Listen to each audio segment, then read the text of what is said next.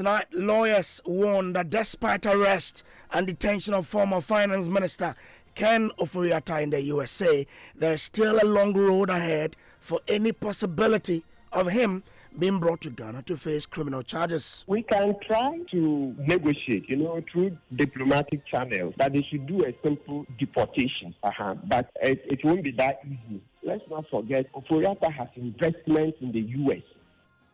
We have details, as his lawyers say, they are using every means available to defend the former finance minister after applying to extend his stay in the USA. In consultation with the medical team, we've been advised to remain and still continue with the recuperative stage of the procedure attended on him.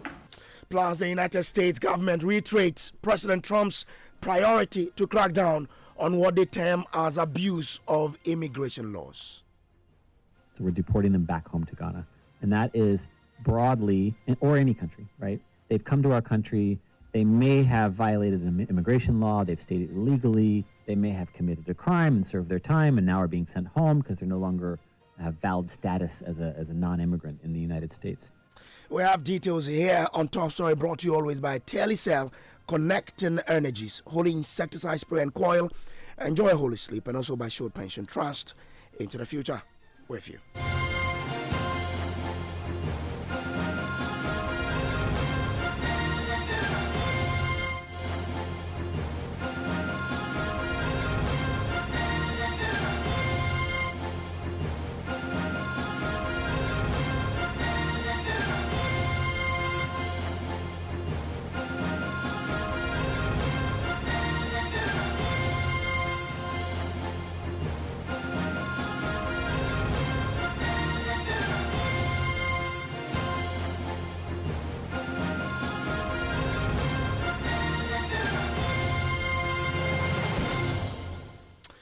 Well, former Finance Minister Ken Ofori-Atta is still stuck in a detention center in the U.S., whilst his lawyers make frantic efforts to get him released and keep him in the U.S. on what they describe as medical grounds.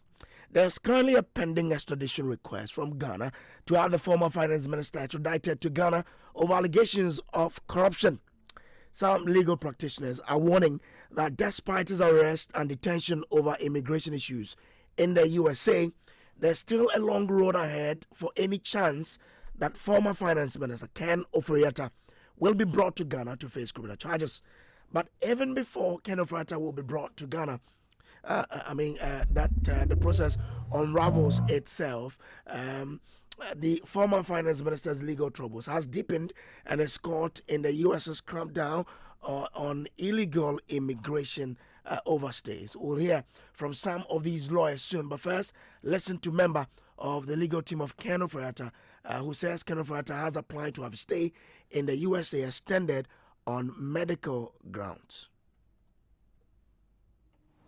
To be of any significant concern to the legal team, because what has occasioned is detention, so to speak, is a purely immigration matter, which is common and routine.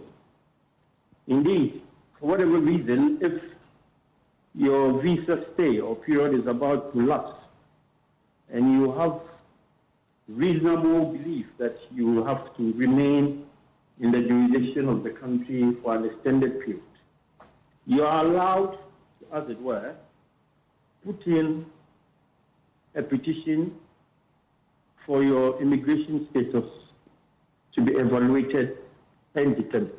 So it is customary with the U.S.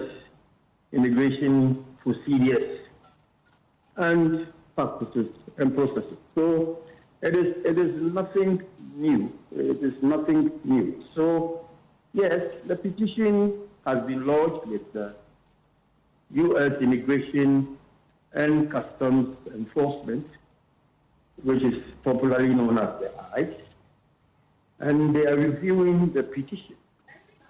In fact, the counterpart legal team, our counterpart legal team in the United States, right, the team that our Attorney General, the leader of the bar, has described as a very experienced and cracked legal code is working on the petition. And in the fullness of time, a determination will be made one way or the other, based solely on the merit of the petition. So there is nothing to be worried about. Absolutely nothing to be worried. Well, private legal practitioner Martin Pebu says even though Ghana can use diplomatic means to have the former finance minister promptly deported, it will involve a very complex process. We can try to negotiate, through diplomatic channels, that they should do a simple deportation. But it won't be that easy. Let's not forget, Ofori-Atta has investments in the U.S. And the U.S. economy thrives on foreign investment. So it's not a straight or cut and dry matter. It's a very complex one. So, yes, we can ask government to try to negotiate that he should be deported, but it's far more complex than that. And we're also just learning that Mr. Ofori-Atta has applied for permanent residency in the U.S. and he's made this application at the same time he and his family were claiming he will return to Ghana after his treatment. How does this play in all of this? Mami, I'm not surprised at all. Actually, 2 months ago, I was given this information that he had applied for permanent residence. And I said it on some news channels and radio stations. Yeah, I was asked about my source and I declined. So I'm happy that Joy FM, you have also independently corroborated that fact. So I was told 2 months ago, or a little over 2 months ago, that that's what he was up to. And you see, it tells you, that's why we still come back to the OSP allowing Ofori-Atta to leave this country, salah without any sureties, etc.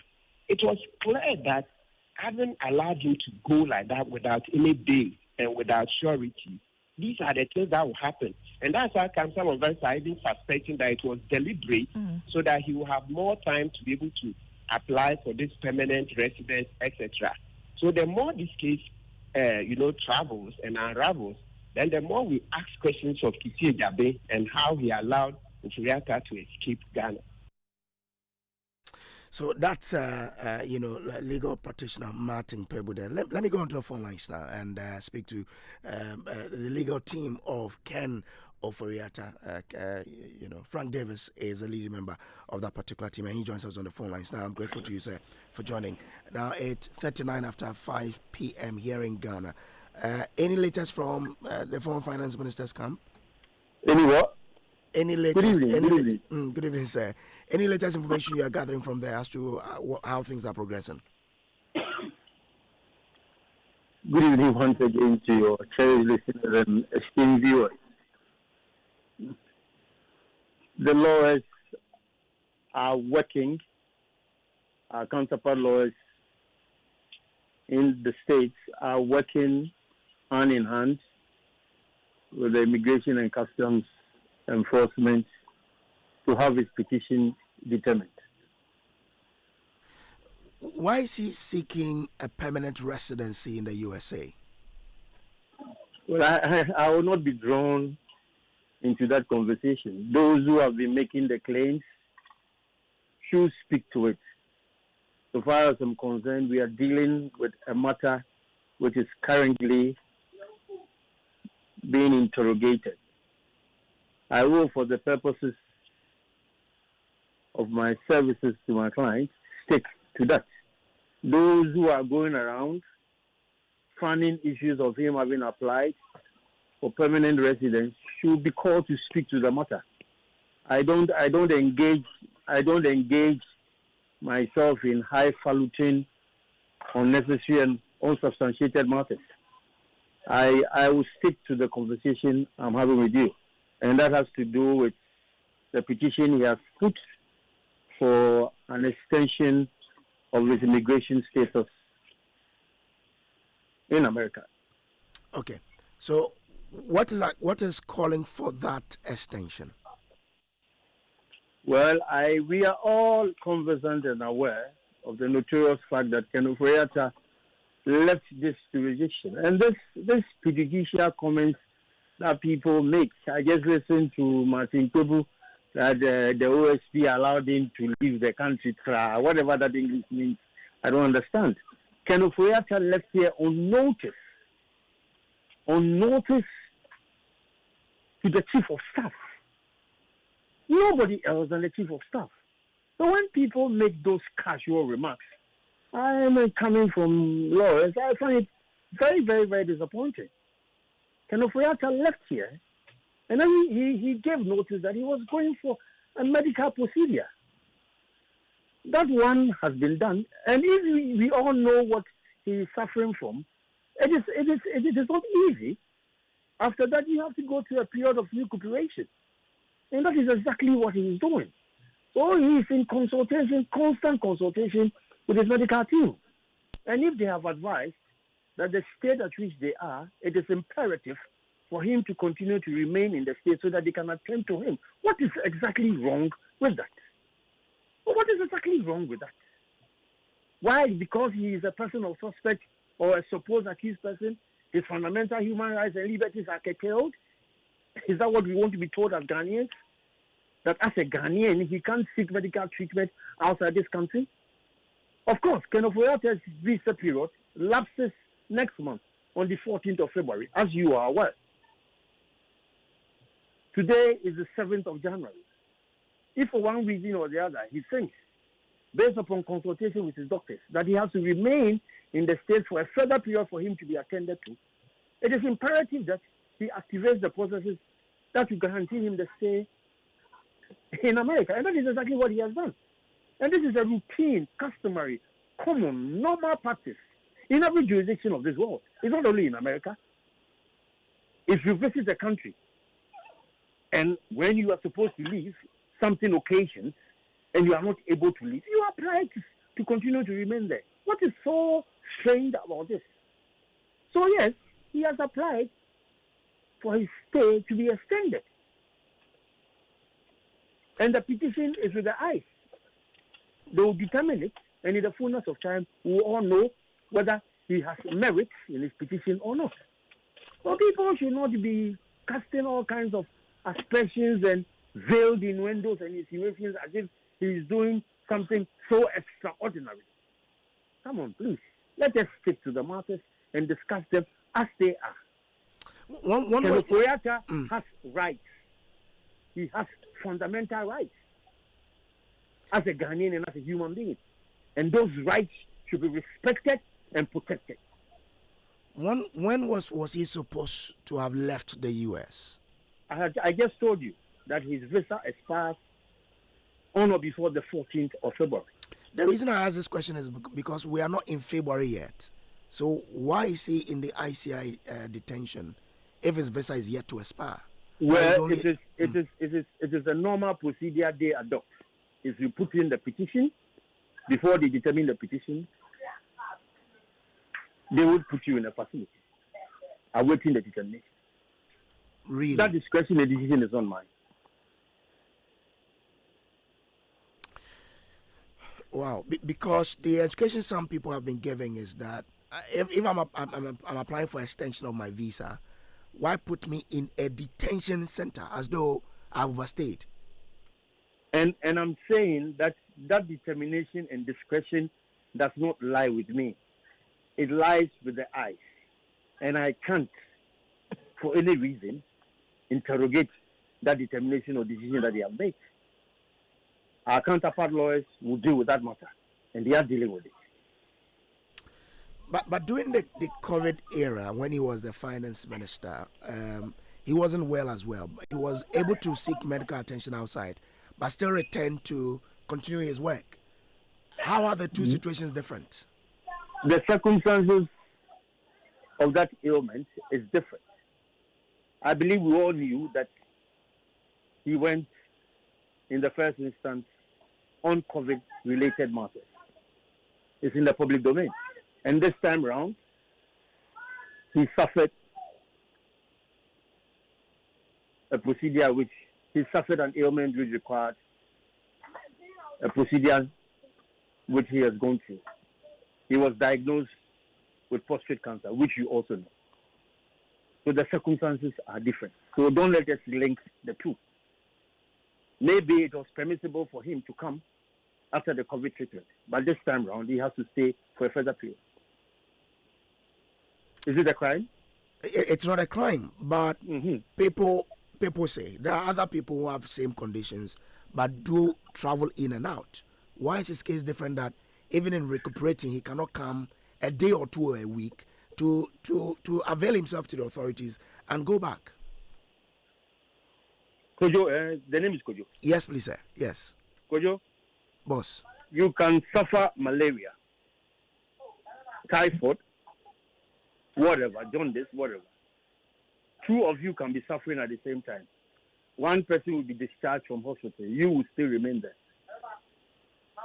Is that not normal? Within the Is that not normal? When people just speak out of context, that why did Kenneth Ofori-Atta not make himself available through permissible legal means for him to be interrogated and a statement obtained from him? Did he not? Was it not the OSP who was so fastidious and fixated that he wants to see him in this jurisdiction by all means? So the man said, I am prepared to avail myself. Let us have a video conferencing and do whatever you want to do with me on video. Why? Would that not be the same Kenneth Ofori-Atta speaking? Even in our law courts, there are procedures for that. We do video conferencing. Evidence is taken for witnesses who are outside this country. Why, in this age of technology? You see, you people don't interrogate those matters. All you are interested in are these questions. You don't interrogate these matters. Well, we do, but no. With the Legal and Mutual Assistance Act, you can do these things. And the extradition, the Electronic Transition Act is also there. It makes provision for all of this. So if the OSP was not prepared to take liberty of those legally permissible means, and the man is out of the country, should he willingly, by all means, come to this country when his doctors are telling him otherwise? Is that what you want to suggest?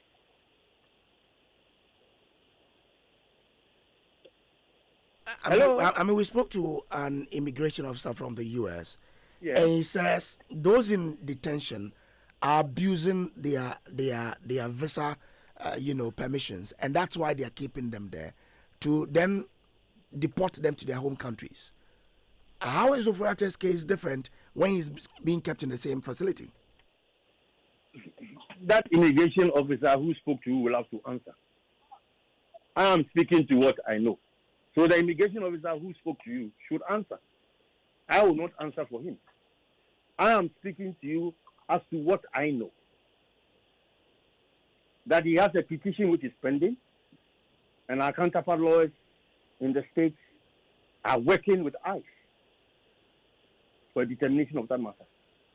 That immigration officer maybe knows something more than I do, but I can only stick to my little knowledge, and limited as it were, on the matter. Okay.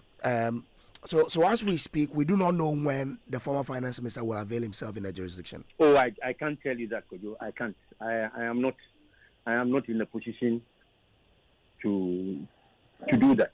I am not a speculative lawyer. Neither am I a clever one.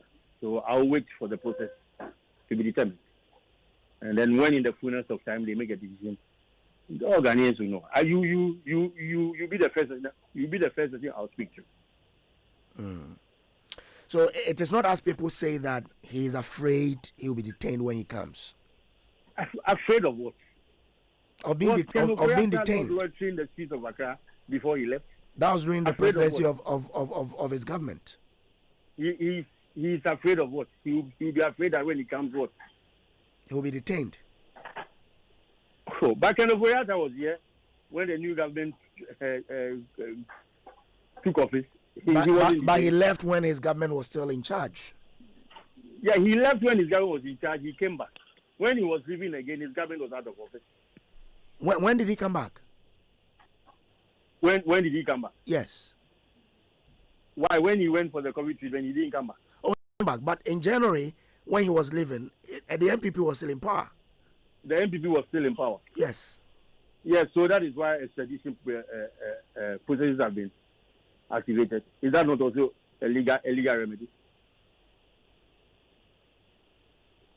He left with notice. So if the circumstances of his stay are suggestions of the fact that he can't come back to the country, he will stay where he is. Processes have been activated. Why are those processes follow? That matter will also be determined as to whether he should be extradited or not. It's another kettle of fish. Okay. We are not dealing with a purely immigration matter. Purely immigration matter. Strictly and solely for the purpose of a determination of it. Immigration status. Do you perchance know how long you stay in the detention center for? Kojo base. Oh, I'm only trying to you want to pass through my head. No, I'm not. And get to my leg. No. I just told you that I'm not a clairvoyant. I'm not a speculative lawyer. I can only wait for that decision to be made. I thought that because they are fighting it. Because so I was thinking that you know from them when it is likely that he will be out of detention. That are what? That you know from them, your counterpart lawyers there, when he is likely to be out of the detention center. Oh, I don't know that. At least they have not educated me on that. All right. I'm grateful to you, Frank Davis, for your time here on our show. He is a member of the legal team of Kenneth. In a related development, the United States government says the deportation of illegal immigrants from USA soil remains a priority for President Donald Trump. The caution comes in the wake of the increasing rhetoric by U.S. President that the country's migration system is being abused by illegal immigrants to the United States. Speaker, at an earlier news conference on his first visit to Ghana, Deputy Assistant Secretary for West Africa in the U.S. Department, William B. Stevens, noted that President Trump is keen on deporting persons who abuse the immigration laws of the country. But broadly, when you say deportations, that's talking about people from Ghana who have been in America who are now being sent back to Ghana. So we're deporting them back home to Ghana. And that is broadly, or any country, right? They've come to our country. They may have violated an immigration law. They've stayed illegally. They may have committed a crime and served their time and now are being sent home because they're no longer have valid status as a non-immigrant in the United States. So that's that. Then you have these people who have come to the United States and have abused the migration system, but have, for some reason or another, an inability to go home to their home country. And that is, and then finally we have, and I don't believe this applies in Ghana, but we have people who are coming to the United States to seek refugee status. And essentially, we're asking for some countries around the world to say, well, we know that the United States doesn't have room at the moment for these refugees. Would you be willing to go to? And then we have entered into agreements with countries around the world where people can go as what's called a safe third country agreement. And we have seen, President Trump's made it very clear that people have been abusing our migration system for many, many years, to the point where we have hundreds of thousands, if not millions of people in the United States illegally. And that's what this is about. It's about the president's priority and why we have focused on it around the world in protecting our borders and enforcing our laws. And we're grateful to our partners who have helped us do that. All right, so let's bring in human rights lawyer and professor of international law, Professor Kojo Appiagyei. Prof, I'm grateful to you for joining us. I mean, we are being told by his lawyers that this is a routine exercise that the U.S. authorities are doing in the process to work on his application for his visa to be extended. From where you sit and what you do know, what do you think is happening? Thanks for having me. It's a little bit difficult to give a direct answer because we don't have all the facts. But the procedure is that, and the law, the U.S. immigration law is that you can apply for an extension of your stay. That is allowed.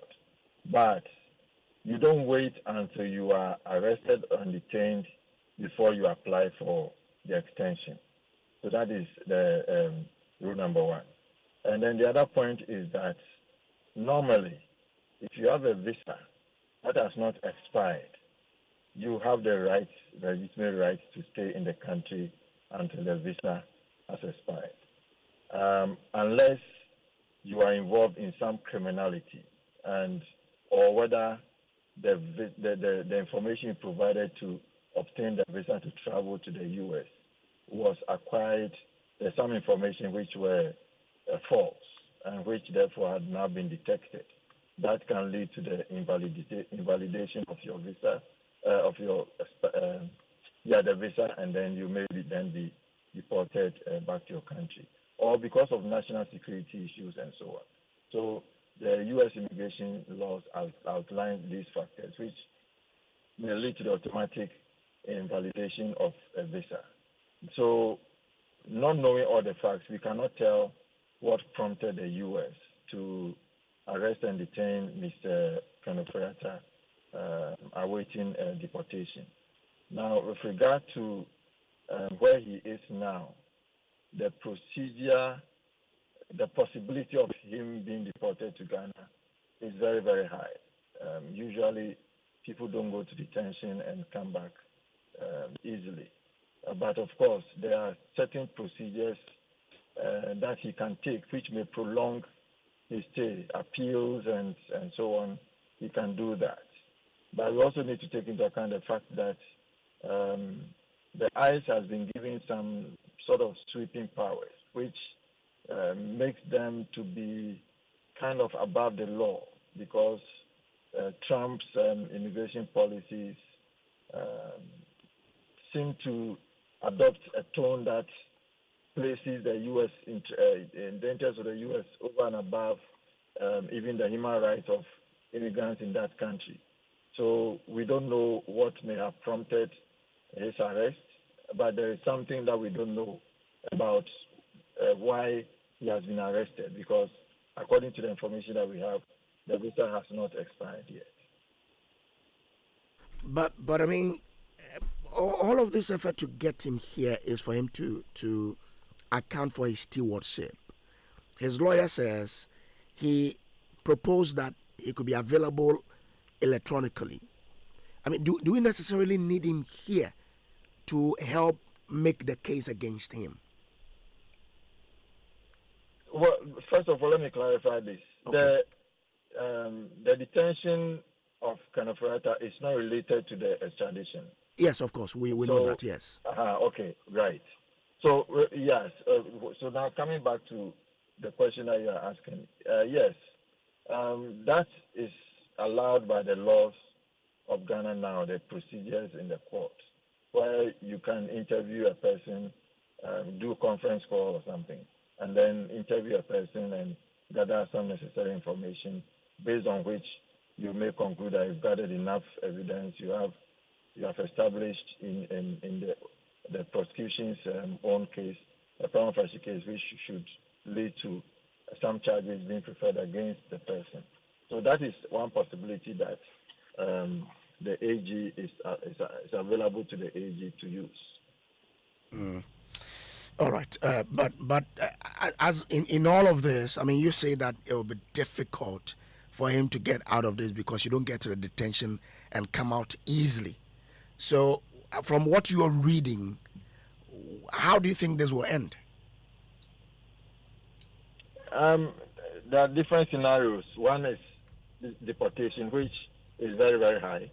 The other is through the appeal process, he may be able to extricate himself out of the hands of ICE.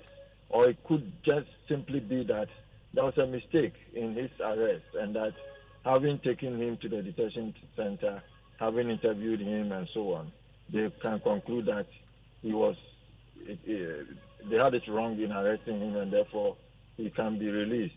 So different scenarios can play out. But generally, if you are caught in such a situation, I'm not saying he's going to do that, but what people do is, if there is there's a fear of persecution against them, if they should go back to their own countries, they can then apply for refugee status in the U.S. But I'm just getting the education that it is the video call, for example, is only for witnesses and not the accused persons? I think it's possible for the accused person, especially during the early parts of the case, or if it has to do with preliminary issues. But mainly witnesses are taken through that process. Okay, Prof, I'm grateful to you for your time here. Professor Kojo Appiah is a professor of international law at the University of Ghana. This has been Top Story brought to you by Telecel, Holy Insecticide Spray and Coil, and also by Shield Pension Trust. My name is Samuel Kojo. Up next is Newsnight.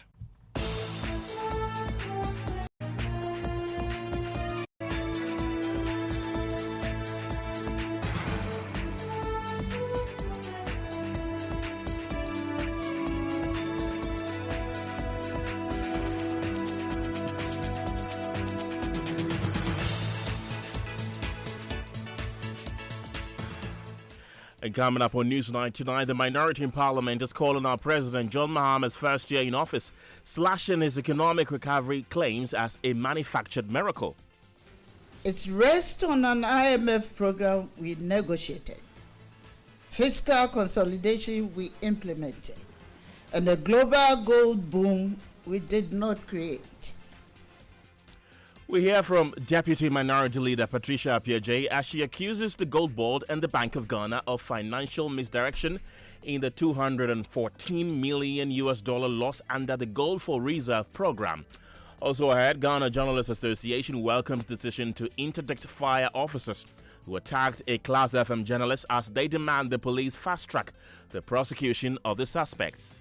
For us to hear that some action has been taken, we are all happy, and we pray that the necessary processes will be followed for us to get closure to those cases. Also in this bulletin, in the first episode of our feature series, Roads of Peril, we take you to Amasaman, where drivers and residents express frustration over the abandoned road network, demanding government intervention. In the election time, they will come and grade for us. After that, nobody will come here again. They have to fix the road. I think we'll have big push or something. Come and look for this one for us.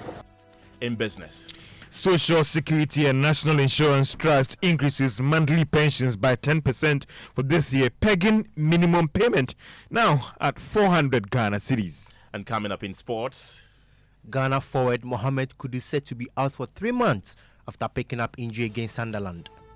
And a bit later, we tell you why more than 16,000 adults died for simply breathing in and out. Just by living, just by breathing, just by going about your business, you're basically taking years off your life. You can be a part of this conversation by sending us a WhatsApp on 055 11 11 997. My name is Kenneth. Gyasi, details after this.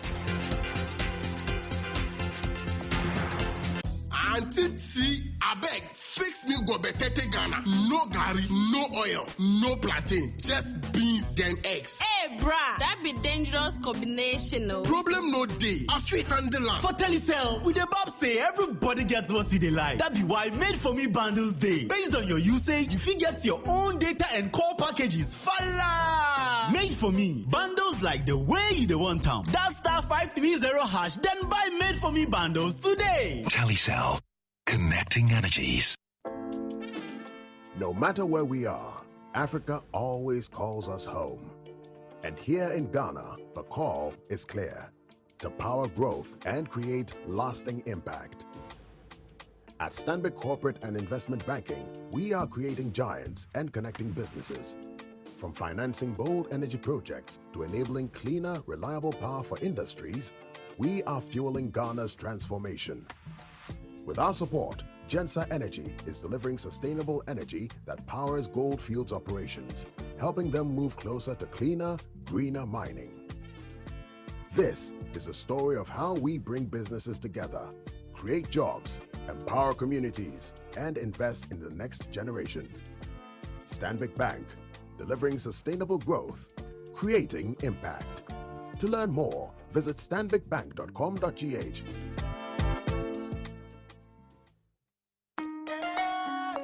Son, we are so proud of you for setting up this hospital. I really love those hospital beds and waiting chairs. By the way, did you import them? No, Dad, I didn't. I actually got them from Kingdom Books and Stationery right here in Ghana. Wow. We also bought our office supplies, safes, executive desks and chairs from Kingdom, and they gave us expert advice on how to set up our office. Guys, that makes 3 of us. I also got our sofa and bedroom sets, plus our dining hall furniture for our new home from Kingdom. Wow, Mom, that makes 4 of us. I usually get my stationery items from Kingdom, and my teacher also mentioned that our classroom furniture was provided by Kingdom. So there you have it. Whenever you're thinking about setting up an office or acquiring furniture for your home, etc., Kingdom Books and Stationery should be your first port of call. With over 40 years experience in the industry, we stock and supply a wide variety of globally sourced office and home furniture, stationery and equipment. Visit our head office, Takweje, Osu near the Osu Cemetery, Tema near Community 4, Takoradi opposite Vijay Mays Plaza, Cape Coast University Bookshop, Spintex Road near Absa Bank, Atomic Center Point Mall, Winneba University Campus, KNUST, the University Bookshop, and Santasi in Kumasi. You can also visit our shop online, www.kingdomstoreonline.com. Hurry while stock lasts. For further inquiries, contact us on 050-162-0810 or 0302-764-101. Email info@kingdomgh.com. Kingdom Books and Stationery Limited, where quality and affordability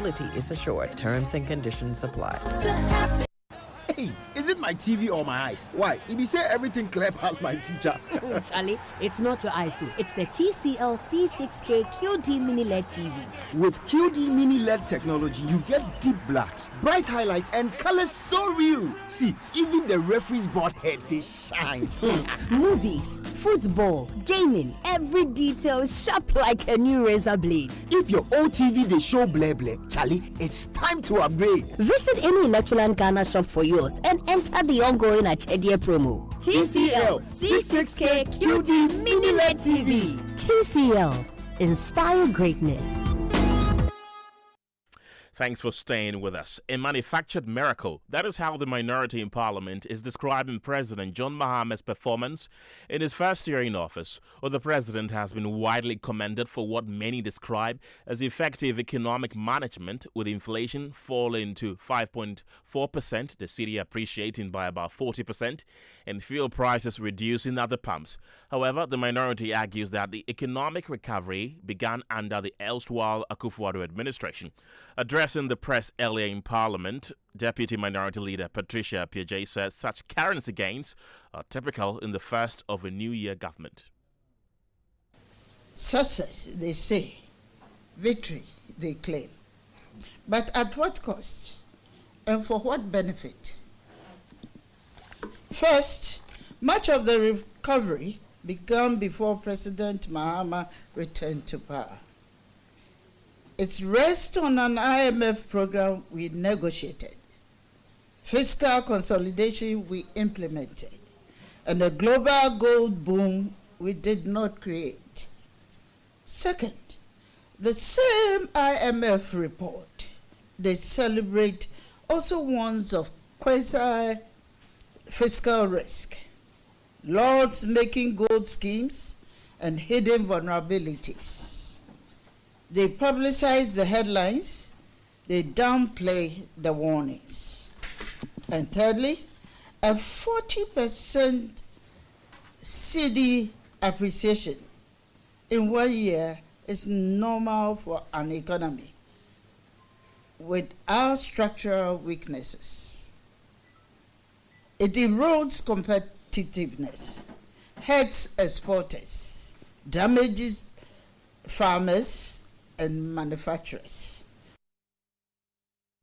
That's the Deputy Minority Leader Patricia Appiah-Jay there, speaking in Parliament earlier today. And meanwhile, the minority has also described the Gold Board and the Bank of Ghana as masters of financial misdirection following a reported $214 million loss incurred through trading operations under the Gold for Reserves program. It is accusing the government of deliberately shielding the program from public scrutiny. The Gold Board and the Bank of Ghana, masters of financial misdirection. The IMF, in just 9 months, has documented losses of $214 as a result of the operations of Gold Board and Bank of Ghana. Gold Board and Bank of Ghana has responded. On 3rd January 2026, he emphatically denied that Gold Board made any losses. The governor or the CEO of Gold Board generated over 960 million in revenue against 120 million Ghana cedis in expenditure, promising a surplus of 700 to 800 million cedis. These are bold claims, but they do not address the core issue raised in the IMF report. Patricia Appiah is the Deputy Minority Leader. My colleague Gemma Appiah was at that particular press conference earlier today, and she's joining me in studio with more. Gemma, what more did the minority say? So the minority touched on a number of issues, including insecurity in the country. They talked about the conflict in Boko and some chieftaincy disputes being recorded in some parts of the country. Then also they talked about illegal mining, referencing the helicopter crash last year that claimed 8 lives. And the state of the country's water bodies. They say these issues should serve as a wake-up call for the government to confront the menace head-on. On that fateful day of 6th August 2025, 8 citizens of Ghana, including 2 top ministers of state, took to the skies on a mission to confront illegal mining. They never returned. Their helicopter fell from the sky and a nation mourned. This tragic incident should have strengthened national resolve to defend our land, our water, and our children's inheritance. Instead, Ghanaians watch a government that speaks against Galamsey in press conferences while allowing questionable incentives, weak enforcement, and compromised supply chain to persist. This is not merely policy failure, it is betrayal of public trust.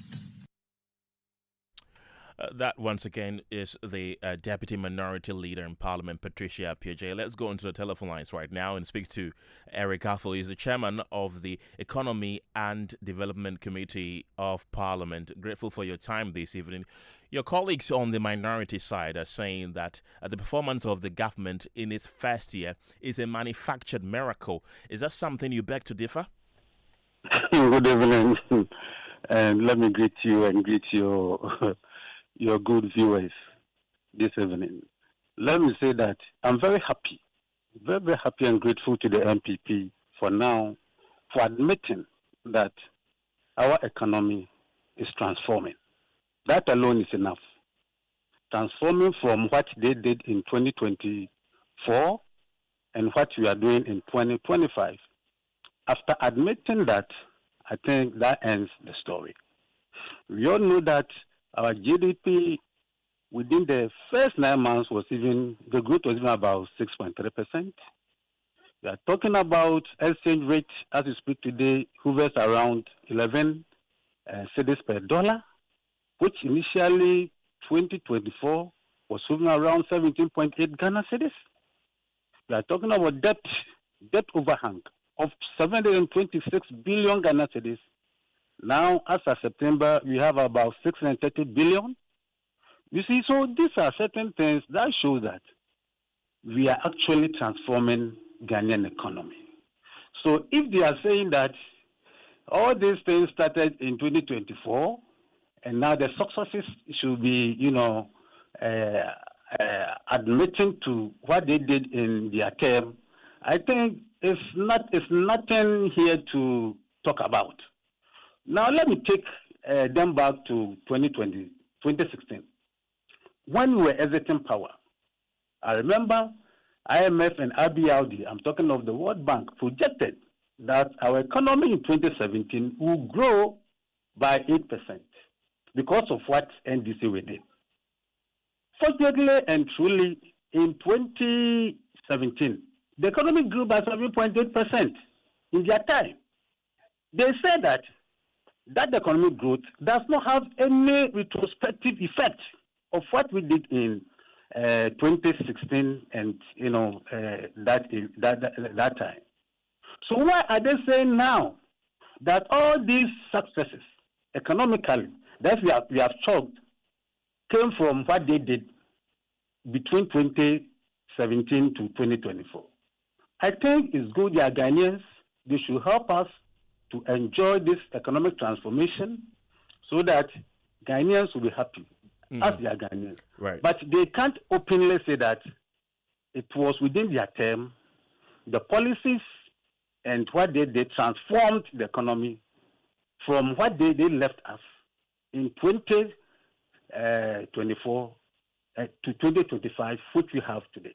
So please, it's good they talk. They are in opposition. What they have to do is to talk, is to let Ghanaians know that they are there. But let me say that the illegal mining and other things that they are talking about, this government is gradually solving this matter. How? We know it. How are you solving it? Gradually solving this matter with the intervention of the NIMOS, Blue Water Guards, and other investment we are making in that ministry. It's helping us. As you speak today, you can go around and see whether people are still mining in the forest reserves. Is that to say that there are no illegal miners in the forest reserves? Is that what you're saying yes, now? To me, within my area, there's not. But your area does not represent the entire country, Mr. Yes. Afo. Not that. It's general. No illegal mining is currently going on in most of the, let me say, the forest reserves. They are not. Water bodies. Where are they mining in water bodies in Ghana here? You see, so they brought all these problems. This will allow us to solve them. They shouldn't make us as if that within the 1 year that has brought all these illegal mining activities in the country. Eric, let me come in here. Let me take you back to the economy. Some are also arguing that, yes, you've mentioned that most of the economic indicators are looking good, but really this happens to be a wind chill economy where everything looks kind of good on paper, but in reality, prices of goods and services are still high. Let's do a direct experiment in the markets as we speak today. Let's go into the market. You see that prices are gradually falling. Goods and services. Services are falling. You see, the value of Ghana cedi is very high. The value of the Ghana cedi can buy a lot of things in this country. That is why Ghanaians are happy. You see, a salary worker now can buy more goods and services, which the constant even remuneration. So it is increasing the standard of living of people in the country. I don't know the basis of this argument, but they should go down there, go to the individual markets we have in this country and ask for the current price of goods and services. It will testify to them that prices are dropping. It's not what they're saying. It's not true. Okay, thank you very much. Eric Affle is the chairman of the Economy and Development Committee of Parliament. Let's bring you more stories this evening as the Ghana Journalists Association has welcomed the decision to interdict fire officers who attacked a Class FM journalist while covering fire scene at Kaswa. Well, this comes on the back of a revelation by President Mahama that the personnel of the Ghana National Fire Service who attacked a Class FM journalist have been identified and interdicted as investigations into the incident continue. Speaking during a visit to the state broadcaster GBC, President Mahama condemned the attack, stressing that such actions will not be tolerated in a democratic society. I'm a journalist by training, and so there's no way we countenance, the continued assault on journalists. So we've been in touch with the Ghana Journalists Association on these issues. We put them in touch with the security services. We need a reorientation of many of our security personnel to understand that just as they're doing their job of providing peace and safety, journalists are also doing their job of informing the people as to what is happening. So they are not antagonistic to each other. indeed they're both serving the same public. Yeah, so we're working on it. But occasionally these things will come up. But when they come, they must be dealt with, as firmly as possible. The Minister of Government Communication has taken it up. I think the officers have been identified, they've been interdicted, and an investigation is ongoing. But we won't countenance assault on journalists. Thank you. That's President John Mahama there. Meanwhile, the General Secretary of the GJA, Dominic Hology, called on the police to fast-track prosecution of the suspects to ensure justice is served. We are happy that some action has been taken, and what we are demanding, we are getting closer to that. What we are calling for is for justice for our colleagues, because you cannot do what was done is something that we all have spoken against. All stakeholders, including the president, has told us that it's something that he will not countenance. And so for it to be happening, he himself is worried. If you actually listen to him, he prefaced his statement by saying that he himself is a trained journalist. And so for some journalists to be attacked is something that worries him as a person. And so for us to hear that some action has been taken, we are all happy, and we pray that the necessary processes will be followed for us to get closure to this case. And the man at the center of it all, the journalist who was assaulted, Samuel Ado, has been invited by the police to assist with investigations. I have been called as a complainant to the case. Now tomorrow I am meeting with the police and also the fire service personnel. And what are you expected to do when you meet them? I'm only expecting that when we get there, I just want to know that they are the real people. Those who orchestrated the attack will be there. Then I identify them to the police. That these are the people who attacked me. Are you hopeful of justice? Looking at the way things are going, I think that there's going to be justice, because my CEO has taken the matter up. So I hope there's going to be justice. President John Mahama has served notice that persons who are targeting and killing personnel of the Ghana Police Service and other law enforcement agencies will be hunted down and dealt with decisively, speaking at the National Police Headquarters after presenting 100 pickup vehicles to the police service to enhance operations across the country.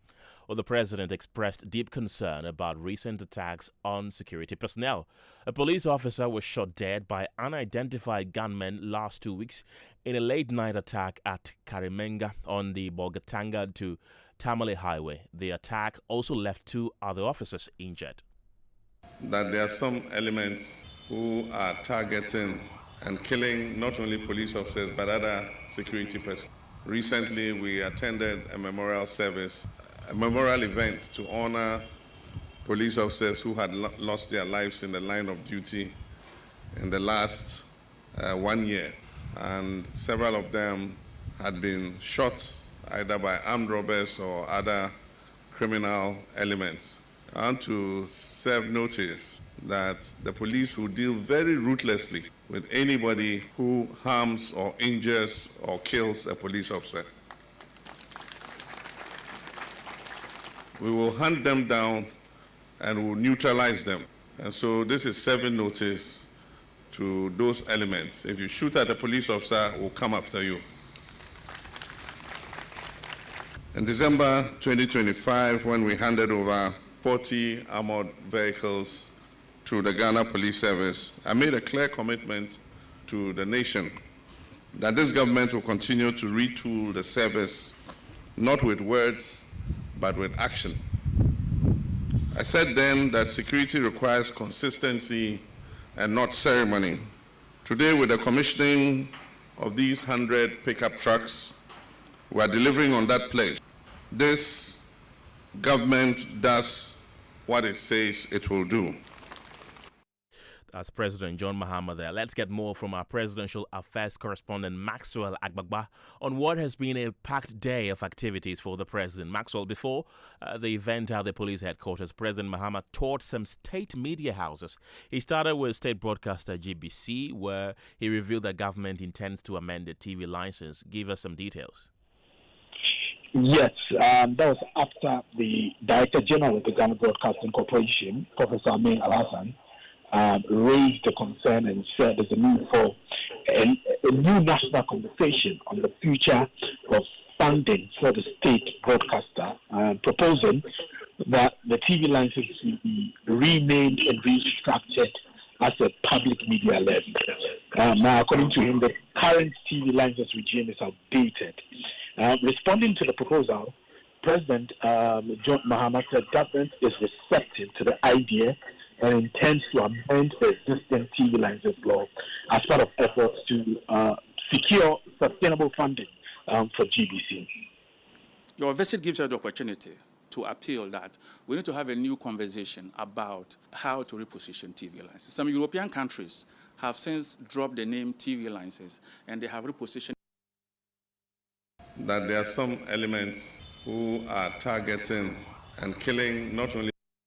Your visit gives us the opportunity to appeal that we need to have a new conversation about how to reposition TV licenses. Some European countries have since dropped the name TV licenses and they have repositioned it as public media levy because it is not about TV. Now, the BBC that we are so happy to note as a model example of global excellence in public service broadcasting, last year, 75% of their budget was funded from TV licenses. And last year, 1% of our budget was funded from TV licenses. If you compare, you can tell why we are where we are. Your Excellency, we want to request humbly that in the discussion about TV licenses, the name we should look at the name. It's not about TV. It's not about you watching TV. It's about raising funds to ensure public service broadcasting. There are few suggestions we have with regards to the so-called TV license. And I think that our thinking is going in the same direction to amend that law and to make it a public media levy of some sort. And we're going to change the range of that levy so that it's better able to mobilize funding in order to be able to subsidize the work of the public media. And so when we are ready, it will be discussed in Cabinet, but we'll discuss with you what our thinking is before we finally go to Parliament and amend the law. I'm sure that with some of the suggestions we've got, it will be able to raise the amount of funding that it brings in and make you better able to do your work. And Maxwell, the GBC Director General made an appeal to President Mahama to help the state broadcaster settle its legacy debts. What did he say and how did the President respond? Yes, on GBC's legacy debt, the Director General disclosed that the state broadcaster has already made payments amounting to 5 million Ghana cedis, but still has outstanding liabilities of 13 million Ghana cedis. The Director General explained that the debt largely stems from electricity consumed by security agencies operating from GBC's premises over the years. President Mahama, in his response, assured GBC that his government will ring-fence the legacy debt and bring it to the attention of the Chief of Staff with the aim of identifying funding to defray the outstanding obligations so the debt does not continue to burden the state broadcaster. We can hear first from Professor Amir Al-Hassan, who is the Director General. The one that gives us a lot of sleepless nights, Your Excellency, is the issue of legacy debt from ECG and NEDCO. First of all, currently we have been forced to pay it, but I want to make it clear that those debts were not generated by GBC alone. In the past, when there were no difference between government agencies, the military, the police, national security all positioned their equipment on GBC locations, and were drawing power from the same source as GBs. So when it came to a time to install meters, these meters were installed in the name of GBC, and they started accumulating debt with GBC. So when we brought it to their attention, these state agencies simply disconnected and found alternative source, but they had accumulated a few years of debt for GBC to pay. We've currently been paying it this year. We've paid 5 million of it. Currently, we have outstanding of 13.6 million cedis. We are simply requesting and appealing that the government takes care of the legacy debt because we are currently dealing with our current bill. We make sure that we take care of our bill. But the legacy debt is drawing us back. Your minister brought the issue of the legacy debts to us. And so what I've asked him to do is just to make sure that you keep up with the current bill. We're going to ring fence the legacy debt, and then we're bringing it to the attention of the Chief of Staff to find the funding to be able to defray the legacy debt so that it does not continue to be a charge on you. I'm happy you've started introducing solar. It will help to bring down your power factor and make you pay less so that you can use the extra money to do other things that are important to keep your organization afloat. Well, still to come in the program, in the first episode of our feature series, Roads of Peril, we take you to Amasaman, where drivers and residents are expressing frustration over the abandoned road network, demanding government intervention. But before that, let's do business.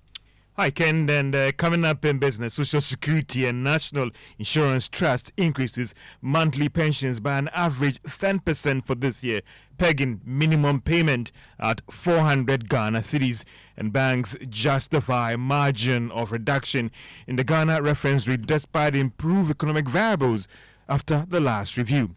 The business news on Newsnight is brought to you by MTN Business. Welcome to the new world of business. Kingdom Books and Stationery, your number one-stop shop for all your office essentials. Sintas Tanks and Pepsodent, that is Herbal and Charcoal. Hello, this be Kwakesi. Who this? Frida this, Kwao, make we step out small. Bronya Muda said the carnival for town to start now. Yeah, Mr. Desi, see my fiber, they fire off. Download, liquor, do streaming, they go on. Gaming, suit no buffering. If you bronya way, they more fiber. Oh, Kwao, so you really no go come ampa. Frida, you pa. Charlie for what? MTN unlimited fiber. Internet day here. Make a promote. This broja, put your home on MTN unlimited fiber internet and make the fun day right where you are. Fast speed, pure fiber, truly unlimited. Visit my MTN app to check fiber availability or to subscribe. MTN. Sika boom. Fidelity Bank say save and win. Muntio. Sika boom. Just deposit and begin. Every 500 CDs you keep for a month, you get 1 point all at once. More deposits, gets more points in. More points, more cash you feel win. How many points? 1 point every 500 CDs. What if you win? 5,000 CDs monthly. And the grand prize? 100,000 Ghana cedis.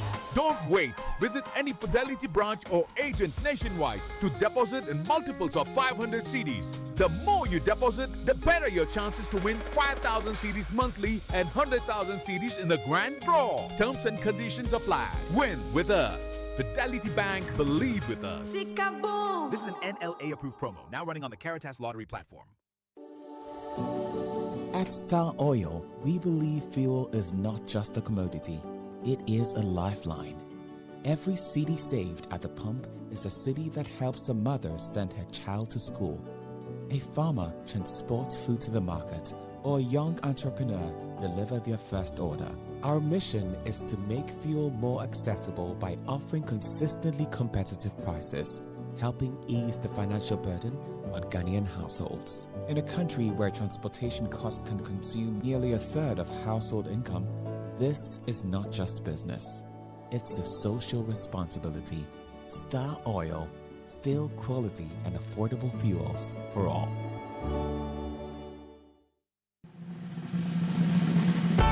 For many years, we've been solving Ghana's water storage problems with quality tanks. Syntex tank.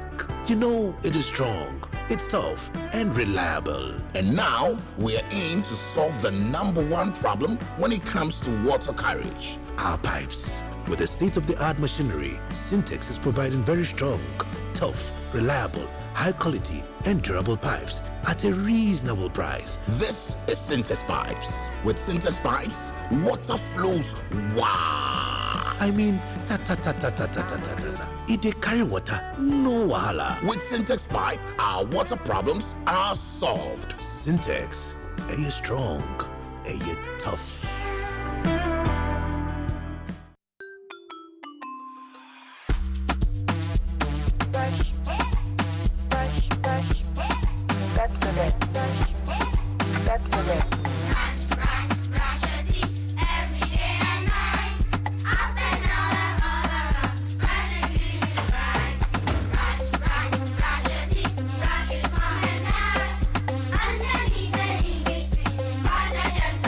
Brushing gets more fun with your kids with the new Pepsodent Kids toothpaste. Give your smiles protection that lasts. Grab yours today from a store near you. This advert is FDA approved.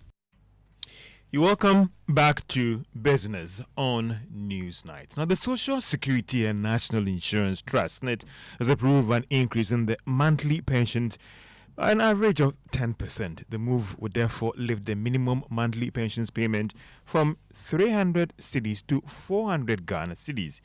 We have details in the following report.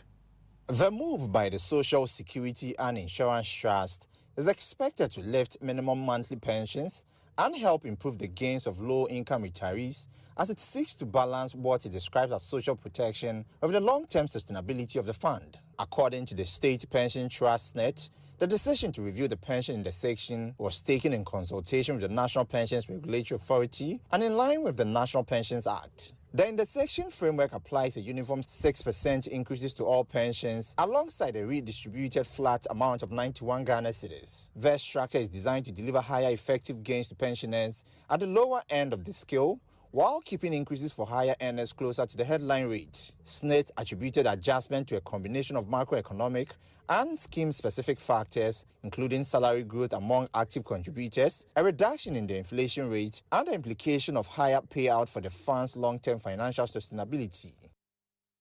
And that is a business desk report. Meanwhile, the Director General of the Social Security and National Insurance Trust, Gyasi Afrebani, says the decision was taken in line with the long-term sustainability of the scheme.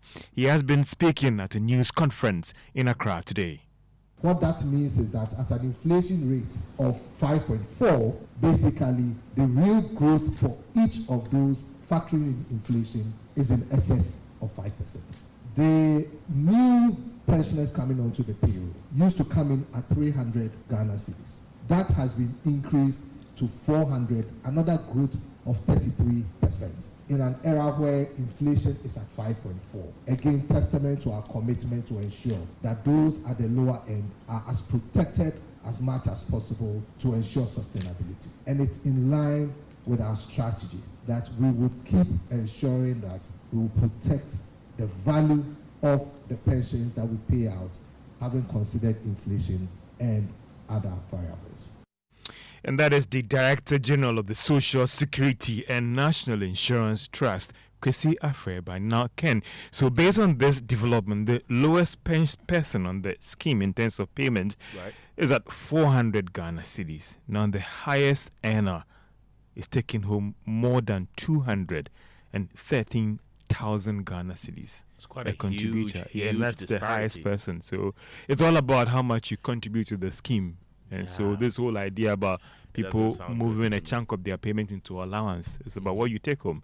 So if you contribute more, you will end up with this individual who is taking home some 200, more than 213 Ghana cedis every month as his pension. Too.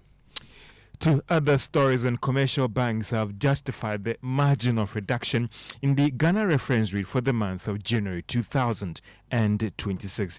The rate, which acts as a key benchmark for setting of interest rate by banks, went down by just under 1% from last month. This is despite the improved economic indicators like inflation. The Chief Executive of the Ghana Association of Banks, John Ewa, insists they were guided by the agreed formula and indicators. He's rejecting claims that they are shortchanging borrowers. As you may be aware, between the two reporting periods for the Ghana reference rates, there has not been a new MPC meeting, that is Monetary Policy Committee meeting. So the policy rate component has not changed from the 18% that was announced in November 2025. The marginal decline in the reference rate, which is the GRR, is therefore driven mainly by movement in the interbank rate and the treasury bill rate. Within the period under consideration, the interbank rate declined by 102 basis points, while the T-bill rate dropped very marginally, just about 4 basis points. So the reduction in the GR was therefore driven primarily by a decline in the interbank rate between November and December 2025, and assisted on a very low impact level by the marginal decline in the treasury bill rate. And that is the Chief Executive of the Ghana Association of Banks, John Ewa. Now, the Ghana Tourism Development Company says it has rolled out additional measures that would boost domestic tourism in the country. It is coming after the Ghana Statistical Service data showed that domestic tourism spending reached 6.6 billion Ghana cedis in 2023. Here is Chief Executive of the company, Dr. Kobi Mensah. Well, I don't know whether you have an idea about the what we call the Accra by Night, which night tour that we have actually begun. We launched it, the minister launched it, I think in April. Since then, it had become one of the most attractive tourism package in Ghana. And in December, we had the entire December booked. In fact, there had been trips upon trips. But the good news is that not only are we successful with the launch of Accra by Night, but we have also launched what we call the Ghana Tourism Marketplace, which is a digital platform through which people can actually book tourism products and services, not only by GTDC, but also the entire tourism ecosystem in Ghana. So if you're a tour operator, if you're a car rental, if you are a tour guide, you sign up to the Ghana Tourism Marketplace and people can book your service. So as I speak, almost about 90% of the Accra by Night tour had actually been booked from the Ghana Tourism Marketplace. And that is the Chief Executive of the Ghana Tourism Development Company, Dr. Kobi Mensah. And that's all for Newsnight. And a little bit is telling me that you could also be taking home a huge amount when you decide to retire based on your deductions right now on the SNIT pension. If I will be taking huge, then you will be taking what? Nothing. That's all for business on Newsnight. Thank you very much, George. And let's bring in more stories this evening because, first episode of Roads on Peril, we take a look at the Akraman-Ashaleja Amasaman route, where drivers like Stephen Kumi wake up every day chasing a simple dream to earn an honest living. Instead, they are forced to battle deep potholes and frequent breakdowns. Kumi's work and pay vehicle is slowly falling apart, and he's not alone. Drivers and residents who apply this route say the poor road network is turning daily travel into a nightmare. And in today's episode of Roads of Peril, my colleague Pearl Ofori focuses on the road network in some communities in Amasaman constituency and the challenges drivers and residents face using them.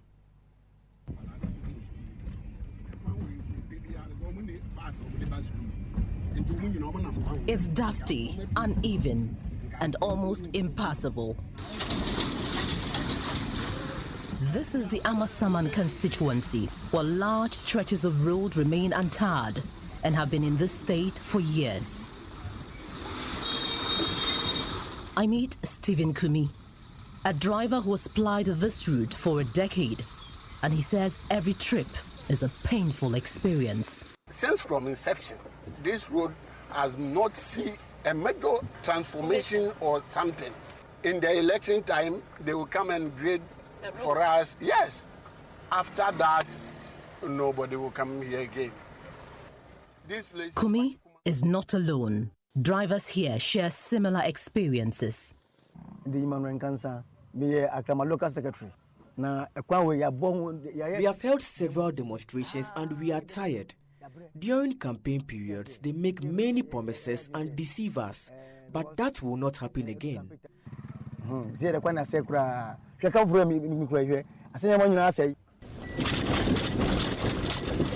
We drive through Amasaman 3 Junction, Ashalaja, Ayikai Doblo, Akraman, and Doblo Gono. The vehicle wobbles constantly as we ply the uneven terrain. It takes a great deal of patience and skill to maneuver through this corridor. Like drivers, Traders are also feeling the brunt of the poor road conditions. We are struggling. I buy my supplies from CMB, but because the roads are in such poor condition, transport costs are very high. About 100 meters from the Ashalaja Bridge, I meet Janet Inkum.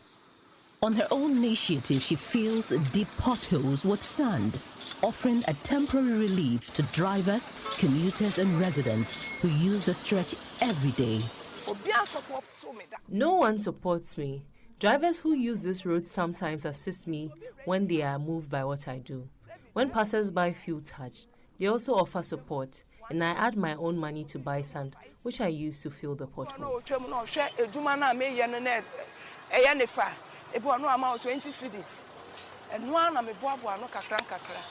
Ganwa's Municipal Chief Executive John Desmond Soanai admits that the state of roads in many communities is a cause for concern, but assures residents that measures are being put in place to address the problem. Ganwa's, as a municipality, we are also making efforts to reshape some of the roads by using the drip equipment. But reshaping is not a solution, because when you reshape the road and it rains, it becomes worse. And the more you reshape, it means that you are taking off the surface soil and it's going down. And when you reshape, it makes it easier for the surface to be eroded. But for the networks that we've talked about, the road network we talk about, if these roads are considered, because these are major roads, and this connect to other municipalities. So therefore, it makes Accra central and easily commutable.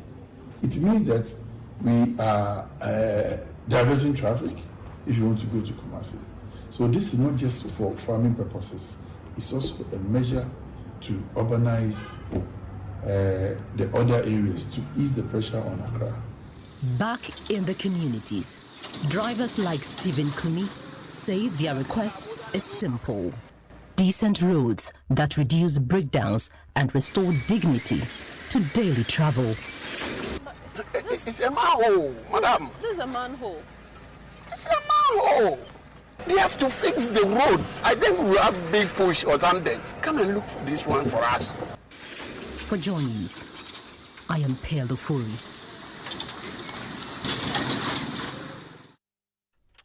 Let's get on to the telephone lines right now and speak to the Member of Parliament for Amasaman constituency, Sedem Kweku Afenyo. Thank you very much for your time this evening.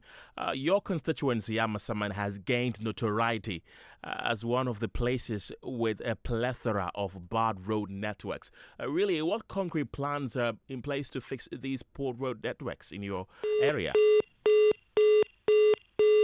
We have unfortunately lost Sedem there on the telephone lines right now. But let me bring you a view of your messages that you've been sending to our WhatsApp platform. Nana from Springtex Road says, funny how MPP has forgotten that their books also looked good when they inherited the IMF program from the NDC in 2016.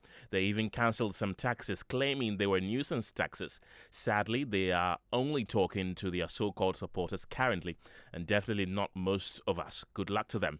Godwin from Kumasi says, let the minority know that we know the differences between what happened then and what is happening now, what happened under them during their time and the Gold for Oil program. Let them tell us how much debt was incurred between 2022 and 24.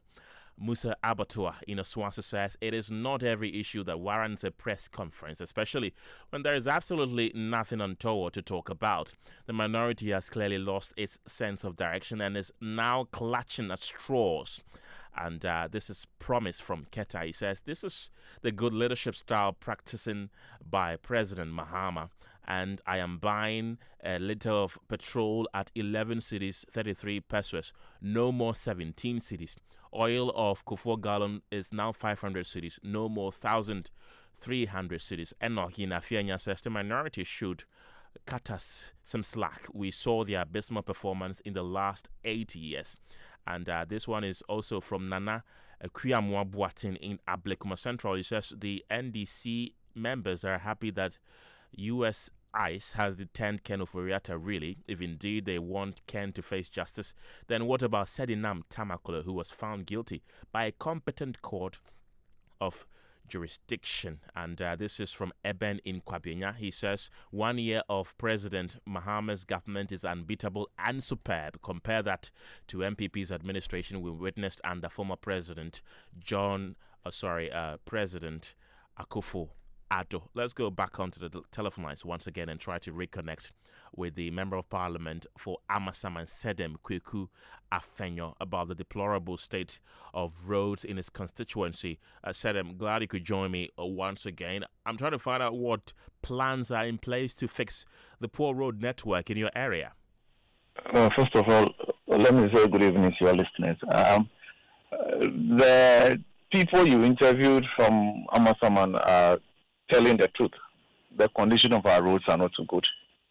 Since we assumed power, I've been to urban roads to chase and see how best our roads can be fixed.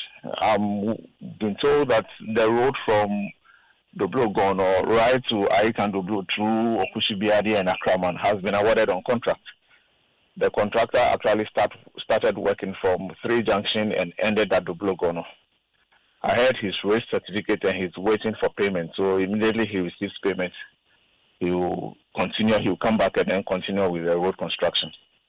So we are pushing to make sure that he receives his money so he can come back on the road. But for the meantime, we try to do a bit of reshaping here and there to make the road more travelable for commuters. Thank you very much. That's the Member of Parliament for Amasaman constituency. Let's do sports. Benaya is here. What's up? Yeah, Ken, some bad news for Ghana because Tottenham Hotspur Black Stars forward Mohamed Kudus is set to be out of action for 12 weeks due to a quad injury that forced him out to miss Spurs' English Premier League game against AFC Bournemouth. We have more for you in this report.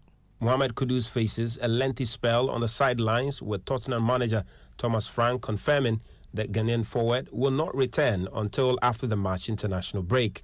The 25-year-old sustained a thigh injury during a Sunday's 1-1 draw with Sunderland, forcing him off in the first half and ruling him out for Spurs' next 13 matches. Kudus is unfortunately a bigger one to the tendon in the quad, so that's one where we expect him back after the March international break. Kudus' absence comes at a critical stage for Tottenham, who are preparing for key Premier League fixtures against Manchester City, Manchester United and Arsenal, alongside crucial Champions League encounters with Dortmund and Frankfurt. The Ghanaian is also expected to miss the Black Stars' crucial game against Germany in March, a game that is expected to be a test for Otto-Addo's Black Stars as they prepare for the World Cup. That's it for sports. We really hope that when he comes back, he'll be able to stay fit because we'll need him for the World Cup. Indeed. Yeah. Thank you very much for bringing us the latest in sports. And did you know that breathing in and out in Ghana is no longer harmless? Well, the air many people breathe every day is at least 6 times dirtier than what the World Health Organization says is safe for any human being. And researchers at Columbia University estimate that about 16,000 adults in Ghana died in 2023 because of polluted air. Much of the danger comes from smoke, from charcoal and firewood, and fumes from vehicles. These tiny particles enter the lungs, pass into the blood, and slowly damage the heart and other vital organs. Research Professor Daniel Westervelt of Columbia University says Ghana's air quality has barely changed in the last 5 years, warning that air pollution is an urgent crisis that can no longer be ignored. He spoke to my colleague, Clean Air Beats reporter Michael Ashali. Premature deaths every year. We were specifically analyzing the deaths for adults. So our analysis looked at adults aged 30 or higher.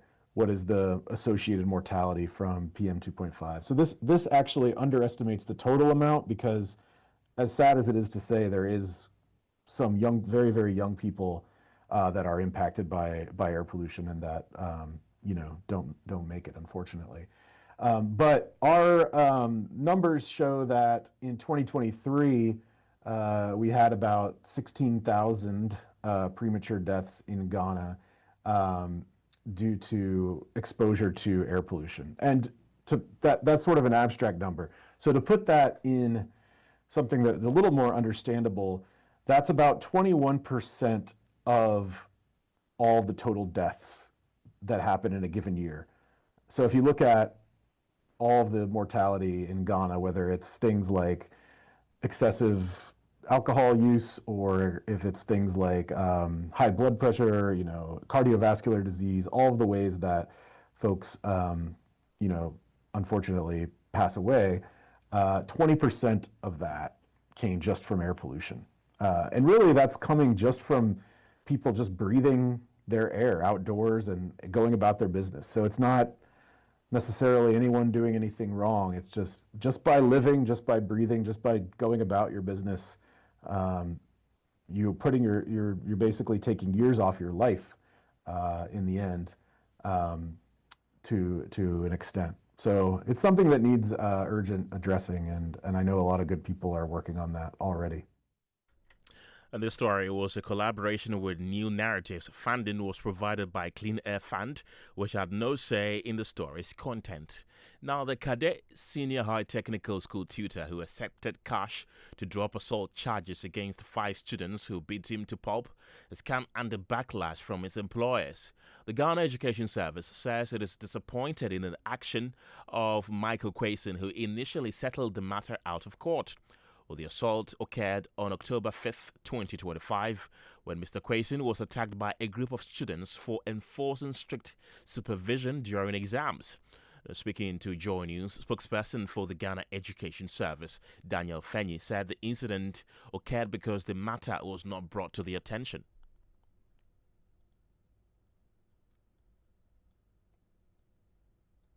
It does. In fact, on the first day of our meeting, Director General himself was quite disappointed that for a serious matter as that, the teacher would settle the matter out of court.